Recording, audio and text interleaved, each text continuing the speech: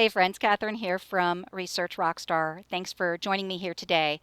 And today's conversation is really focused on a topic for people who do market research related to consumer brands.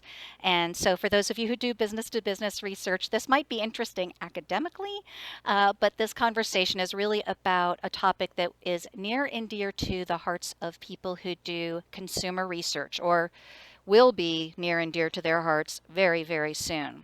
So I'm going to start with a question, which is, for those of you who do market research for consumer brands, what do you think is the most disruptive trend in consumer marketing today?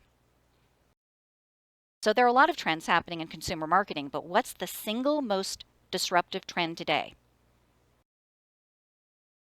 Direct to consumer. The direct to consumer trend is huge. And the question becomes, how will direct to consumer impact market research needs?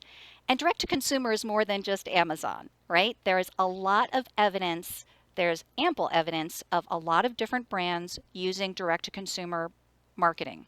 And the whole way that consumer brands sell has really shifted.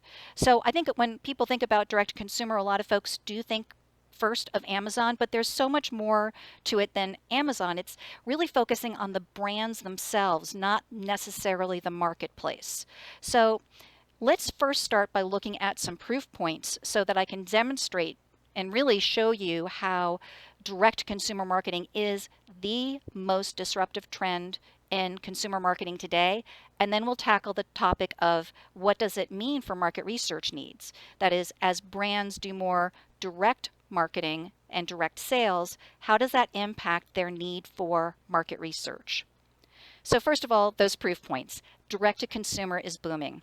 Now, a lot of people, when they think about brands that sell direct to consumer, they think about some of the kind of cool and trendy brands, Casper for mattresses, Glossier for beauty, Warby Parker and glasses. Maybe you think about the Dollar Shave Club, which was a very innovative company that was acquired by Unilever.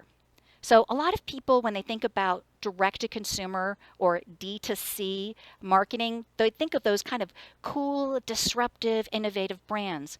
But the truth is that those cool, disruptive, innovative brands have got the eye of the major consumer marketing brands, and they're making investments in that area too. Some of the brands that are sort of well-known, established, iconic brands that are investing in direct to consumer include Adidas, Nike, Campbell's Soup, yes, Campbell's Soup, and NYDJ, a fashion brand, a women's fashion brand. And those are just a few examples.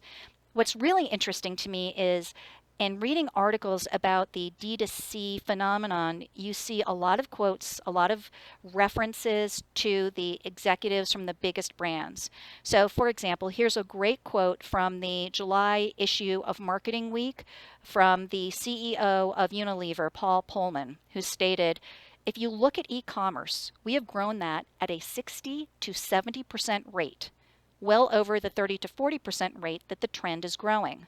So basically, the CEO of Unilever is saying, we're actually outperforming the average. This is a source of growth for us. That's a pretty powerful statement from a company like Unilever. You know, this is the brand that brings you, or the company that brings you brands like Dove and Lipton and Hellmann's and Breyer's ice cream, right? So everybody knows Unilever brands, and these are the types of companies that are investing in going direct to consumer. Procter & Gamble, the company that brings you such well-known household names like Bounty and Gillette and Pampers and Crest and Dawn, they reported over $3 billion in e-commerce sales in their 2017 fiscal year. Let me restate that because that's pretty powerful. Procter & Gamble had over $3 billion in e-commerce sales in its 2017 fiscal year. So again, the direct-to-consumer thing isn't just about cool, innovative brands that are disrupting. It's also about big companies that own really well-known brands. They're also going direct to.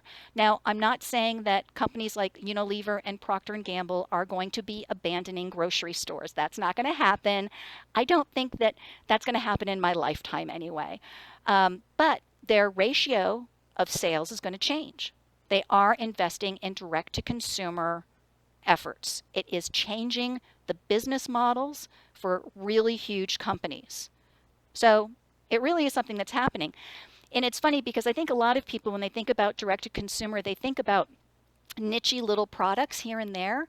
But even if we just look at grocery, just the grocery category, this is huge, just specifically in grocery alone. So the Food Marketing Institute did a research study that was conducted by Nielsen in 2017.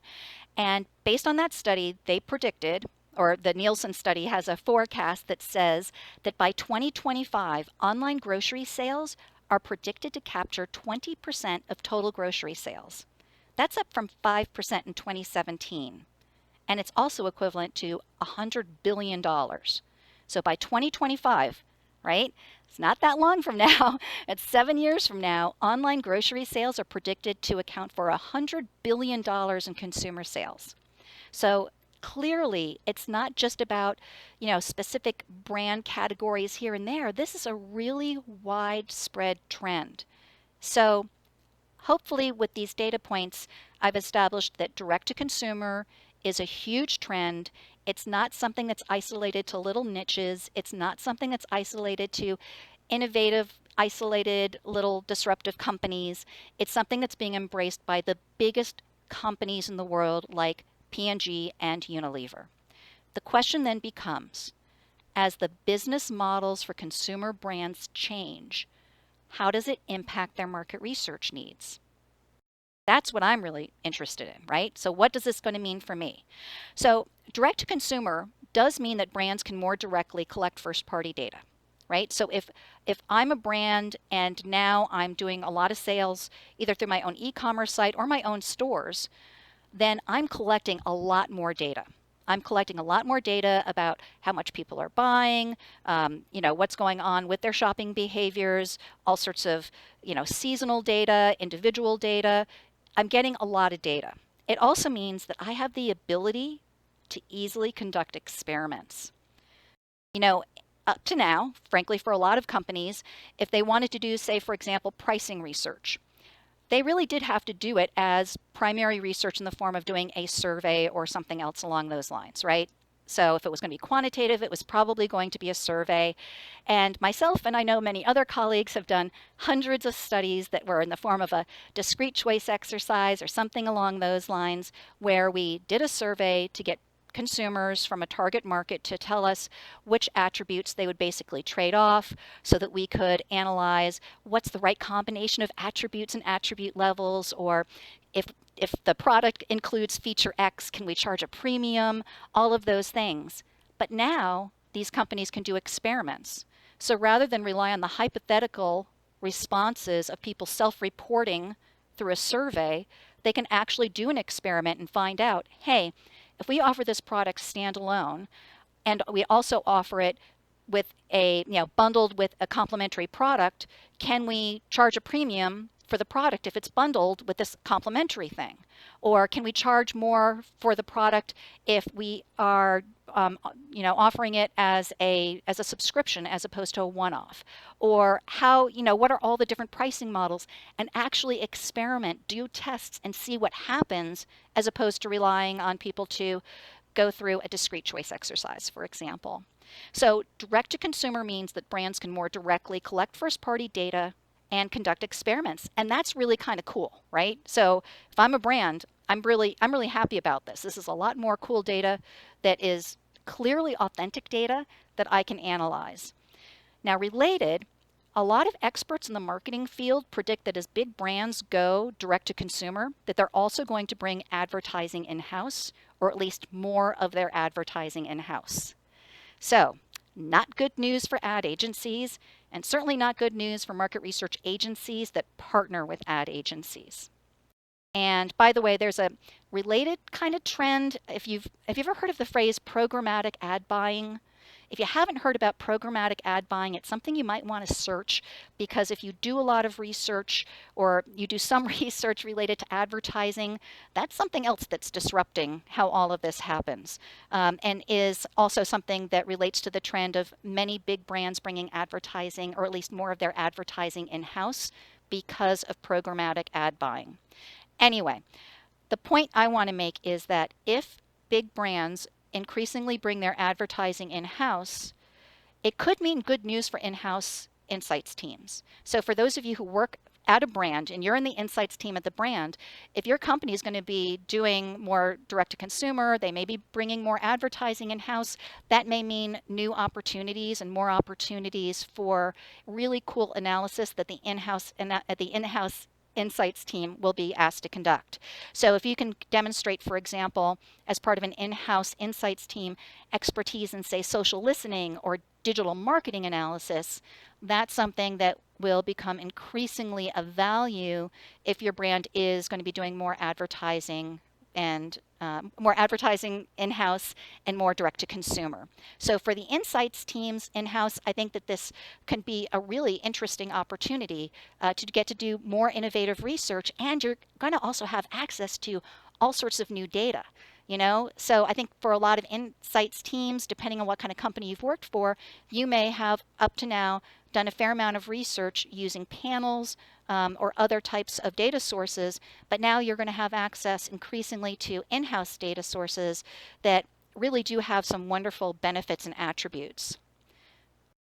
At a higher level, what does this mean for the ratio of in-house research to outsourced market research? So big brands for several years now have done a fair amount of research both with their market research agency partners and in-house. And I know a lot of big companies, frankly, that have really beefed up their in-house insights teams, hiring people who are highly skilled, investing in fantastic tools.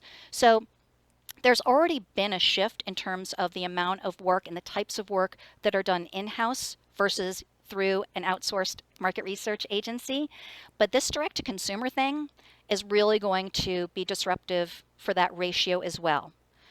So, in what way is the trend towards direct to consumer going to impact use of market research agencies? Well, for those of you who work for market research agencies, if the primary value that you're providing to your clients has to do with data collection, I think that there's a lot of vulnerability there. So if what the primary value is, if what people come to you for is for your panel, for your data collection capabilities, if your clients are now going direct to consumer, that's going to be a lot less valuable to them going forward. Sure, there's still going to be some of that. I don't want to say it's going away entirely, but there's going to be an impact there. If, however, your superpower is related to analysis, then I think that there's still enormous opportunities because these companies now have more and more data, and they're going to need partners who can augment their in-house teams with different types of analysis skills, or frankly just to help with the sheer volume of analysis. So again, market research agencies who primarily rely on data collection, I'm afraid there's going to be a lot of vulnerability with consumer brands. But those of you who really do offer a lot of analysis and synthesis skills, I think there's actually some really good potential upside here. So overall, what I would say is this is an opportunity for all market research and insights professionals to be proactive. Whether your clients are whether you're working with internal clients because you work at a big brand, or whether your clients are external, you work at a market research agency, now is a good time to have conversations about, is this a brand that is planning on going direct to consumer? Now, if you work for a brand that's already gone direct to consumer, you are already well aware of these issues. But if you work for a consumer brand that hasn't done it yet, chances are it's at least being considered. So now is a good time to find out, hey, are you thinking about going direct to consumer? And if so, what kinds of data and analysis skills are going to help us in that situation? What can the internal insights team be doing proactively? What types of skills should we be investing in so that as these new types of data sources are becoming available, that we can really be ready to do the types of analysis that are going to be helpful? And if you work at a market research agency that works with consumer brands, if you're not sure whether your clients are planning to go direct to consumer, again, I think now is the time to be proactive. Be consultative. Show them that you that you understand the business context. You know that if they're not going direct to consumer, you know that their competitors probably are. They're certainly aware of the trend. And now is a good time to have conversations about, okay, well, if you go direct to consumer, Or if you're weighing those decisions, how can I, as your market research partner, assist with that? What's the value that we can provide? So I know it might feel a little bit scary because there's a lot of change going on, but I always would rather be proactive and get ahead of it, right? And again, being aware of the direct-to-consumer trend is a great way for you as a market research and insights professional to be consultative, whether it's being consultative with your internal clients or your external clients. I hope this conversation has been useful for folks. If you have any questions, please do leave them here or certainly contact me. You can get my contact information at researchrockstar.com. And if you found this type of conversation helpful, please do like it or review it or share and subscribe, whether it's on YouTube or on iTunes. The more people who review and subscribe, it actually helps us to be found in their in the YouTube and iTunes search engines. So getting likes, getting subscribes really helps me out a lot. I really appreciate your support. Again, if you have any questions, please post them in the notes or feel free to contact me directly. Thanks, everybody.